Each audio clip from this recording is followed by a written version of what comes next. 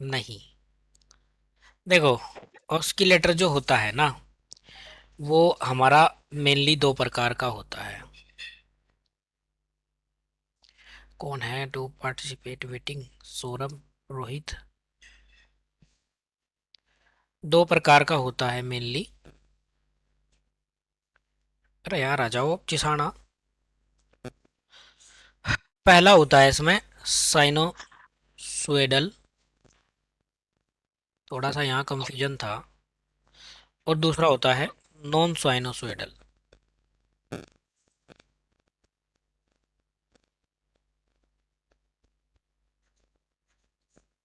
यानी जया बकरी है और अजया बकरी है। अब जब आपने कहा कि ज्यादातर ये जो है साइनोसोइडल को नॉन साइनोसोइडल में कन्वर्ट करता है, तो हम इसे जया बकरी ही जो है उसका पढ़ेंगे। इसी के तीन टाइप होते हैं। एक होता है हमारा एलसी, एक होता है आरसी क्रिस्टल। आरसी, आगे ना याद। और एक होता है क्रिस्टल। मैं बता दो रहा, मैंने सब कुछ आपको पढ़ाया हुआ है। एलसी के तीन भाग होते हैं, वन, टू और थ्री। वन होता है हमारा, कौन सा होता है? Hard tuned. Tuned, T H U C N E D tuned Hartley. Oscillator. Colpitts और हार्टले, जी। हार्टली और कोलपिट, कोलपिट। आरसी के वेन ब्रिज और फेज शिफ्ट, वेन ब्रिज और फेज शिफ्ट। और एक होता है हमारा क्रिस्टल। बस। तो कुल मिलाकर आपको ये छह ऑस्किलेटर पढ़ने हैं, इनका फार्मूला पढ़ना है। इससे ज्यादा एग्जाम में कुछ आने वाला है नहीं। ठीक है भाई।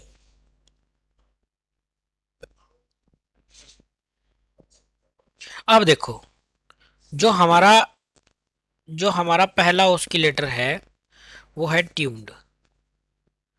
और ट्यून्ड का मतलब होता है रेजोनेंस। अब ये कौन सा रेजोनेंस? पैरेलल या सीरीज, है ना?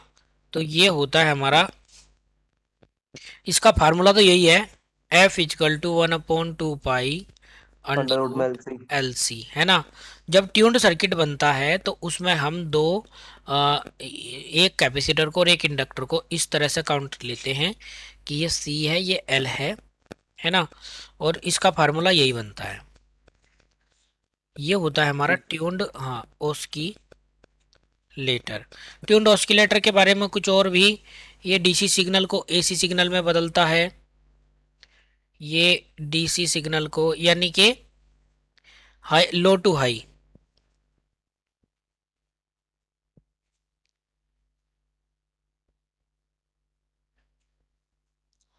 और कुछ है इसका? और कुछ क्या हो सकता है भाई इसका? मेन चीज तो यही है एग्जाम की, ट्यून्ड के बारे में। फिर दूसरा टॉपिक आ जाता है इसका, हार्टले।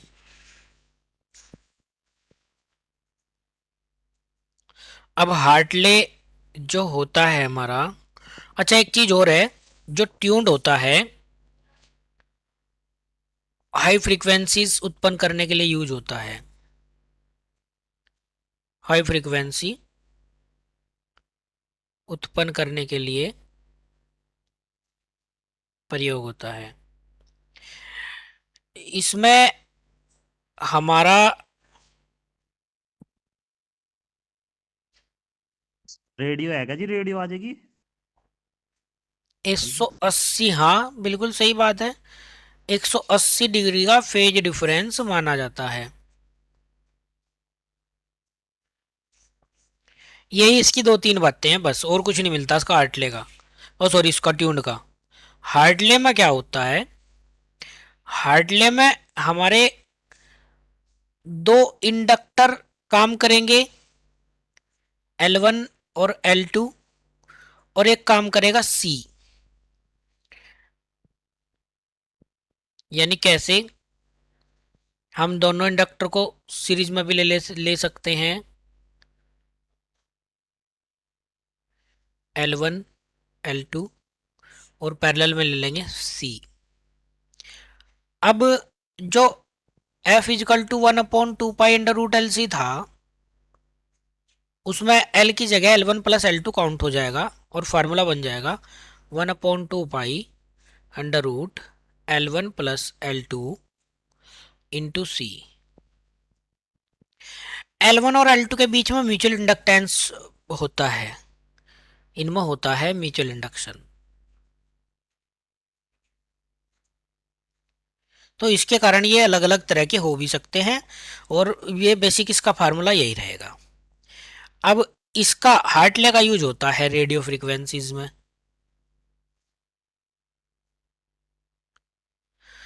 इसकी जो फ्रीक्वेंसी मानी जाती है वो 30 मेगा हर्ट्ज मानी जाती है, 30 मेगा हर्ट्ज के लिए। बस इसका यूज इतना ही है। तीसरा होता है हमारा कोलपिट ऑस्किलेटर।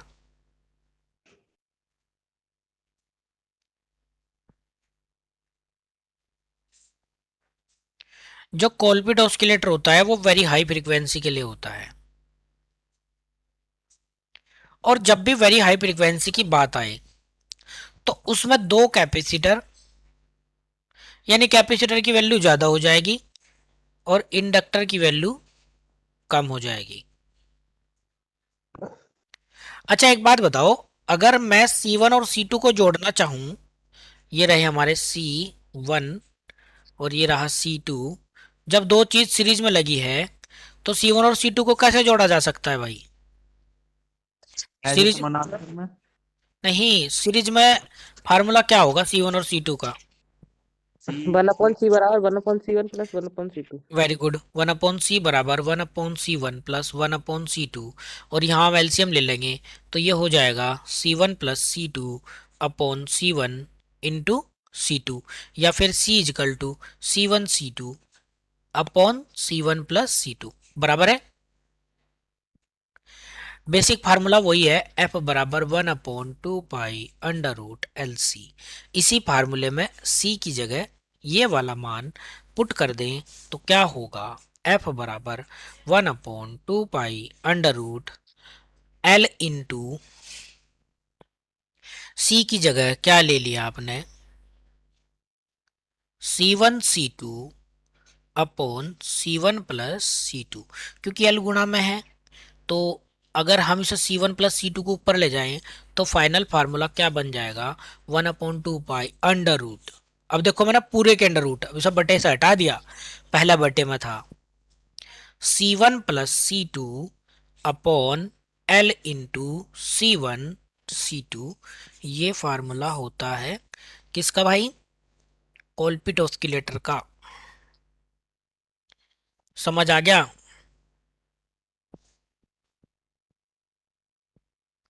इसमें भी फेज डिफरेंस 180 डिग्री रहने वाला है।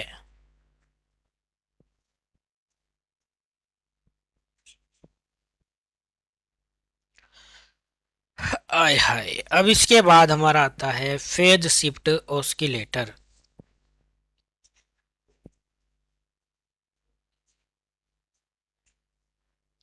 मैंने लाइन भी इसलिए काट दी थी क्योंकि अब आराम से हम कवर तो कर लेंगे। फेज शिफ्ट ऑस्किलेटर ये लो फ्रीक्वेंसी ऑस्किलेटर कहलाते हैं।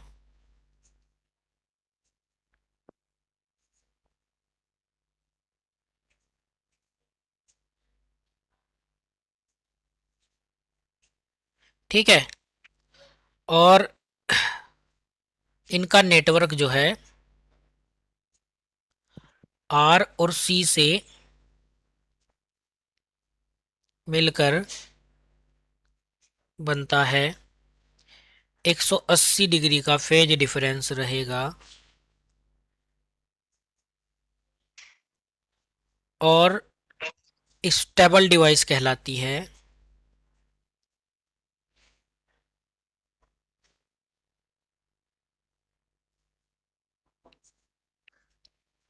और इसका फार्मूला क्या होगा भाई? कोई बताए?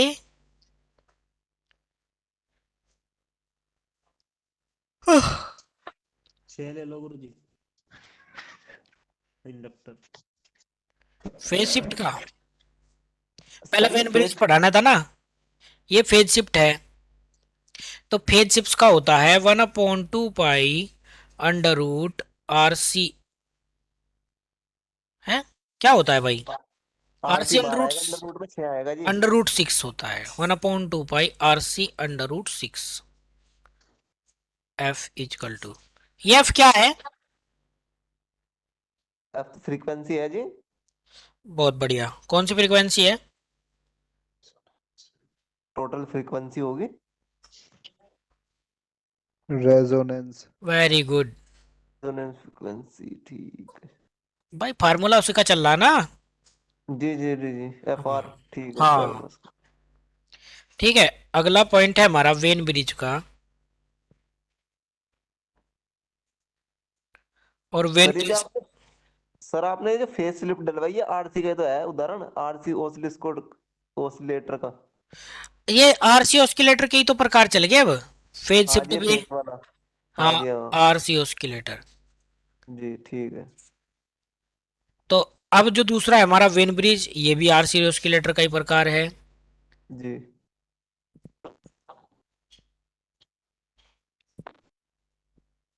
सर जी आरसी की फुल फॉर्म क्या है? रेजिस्टेंस और कैपेसिटेंस। ठीक है जी, मैं सोचा कुछ छोड़। ठीक है, इसकी 10 हर्ट्ज से 1 मेगा हर्ट्ज तक की फ्रीक्वेंसी मानी जाती है।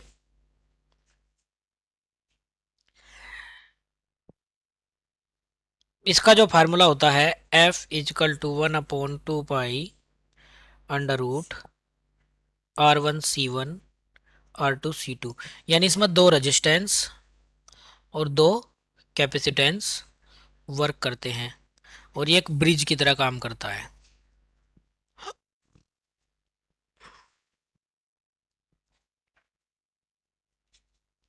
बस, लास्ट है हमारा क्रिस्टल ऑस्किलेटर। ओहो, वो खत्म होगी। कंट्रोल एम कर दो जी। सर यही का पीडीएफ यही। भेज देना इसी और हाँ कल जी। की। क्या बात है यार, देखो, एक भाई ने वो दे दी। भाई ये तो कहाँ से हो रहा था यार, हमारी जो है 87 से ज्यादा क्लास हो चुके हैं। हाँ जी, बस यही थे गुरु जी। चलो। अपन रहे थे ब्लैंक बता करते जी, थे। ब्लैंक। है, ब्लैंक आ गया ना, ब्लैंक। नहीं रे नहीं, इनने बहुत अच्छी चीज बताई। अरे कंट्रोल एम गधे, जोड़ो कंट्रोल एम जी। करवा दी, कंट्रोल एम, गलत करवा दिया। Control M. हाँ जी, कंट्रोल एम दबाया होगा। अरे यार, वो माइक मेरा वो भाग गया। क्या अच्छा चल गया करवाया जी? ना, कंट्रोल एम। माउस सीट भाग चली गया, गई इसमें? माउस भाग गया, माउस। अच्छा, एक सेकंड, वापस लाओ। शीट लाने के लिए जी कंट्रोल एम, न्यू स्लाइड। और कंट्रोल एन। वो ये नेक्स्ट। इसमें है जी। कंट्रोल। वो भी है, वो उसमें क्या नाम है इसका, ये जोड़ने के लिए है जी, एक और स्लाइड जोड़ने के लिए। स्लाइड तो बच रही थी काफी, नहीं बच नहीं रही थी। असल में पीडीएफ लंबी होगी, कोई बात नहीं।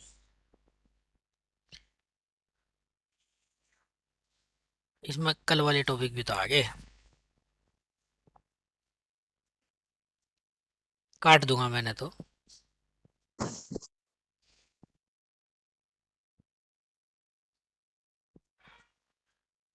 सर कल वाली पीडीएफ भेज देना। हाँ यार, कल वाली कंबाइंड ही भेज दूंगा से, है ना। हाँ ठीक है, अब देखो, तो अब हमारा लास्ट है क्रिस्टल ऑस्किलेटर। वैसे ऐसा ऐसा होता है, जब आप लोग बोल कर पूछते हो ना, तो जो चीज़ मैं बताना भूल जाता हूँ, वो भी जो है वीडियो में बहुत अच्छा लगता है। वीडियो में बिल्कुल ऐसा लगता है हर चीज़ समझ आ रही हो। मुझे तो ऐसा ही लगता है भाई, जब मैं बार बार देखता हूँ। क्रिस्टल ऑस्किलेटर है ना, तो क्रिस्टल ऑस्किलेटर क्या होता है? देखो, क्रिस्टल कहाँ लगाया जा सकता है, पहली बात तो मैं आपको बता दूं। ये सी के बीच में एक डाइलेक्ट्रिक मटेरियल भरा जा सकता है। ये हमारा कैपेसिटर है, और यहाँ पर हम क्रिस्टल रख देंगे, और इससे बने ऑस्किलेटर को क्रिस्टल ऑस्किलेटर कह देंगे।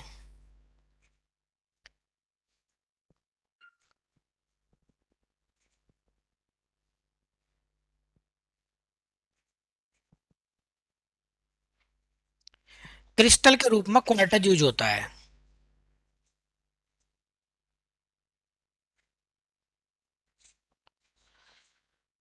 क्वार्टज क्या है? एक इंसुलेटर मटेरियल जो फ्रीक्वेंसी ये तो को, पोर्सलिन में भी यूज होता है। हाँ, और तुम्हें पता है ये किस तरह का पदार्थ है क्वार्टज? ये एक फेरी मैग्नेटिक मटेरियल है, फेराइट्स बोलते हैं इसे, क्वार्टज को। तो ये हाई फ्रीक्वेंसीज जनरेट करने के लिए यूज होता है मोस्टली। तो क्रिस्टल में भी यहाँ ये यही करेगा, एक स्टेबल फ्रीक्वेंसी प्रदान करेगा आपको, स्टेबल फ्रीक्वेंसी प्रदान करता है। और ये पीजो इलेक्ट्रिक इफेक्ट पर काम करता है,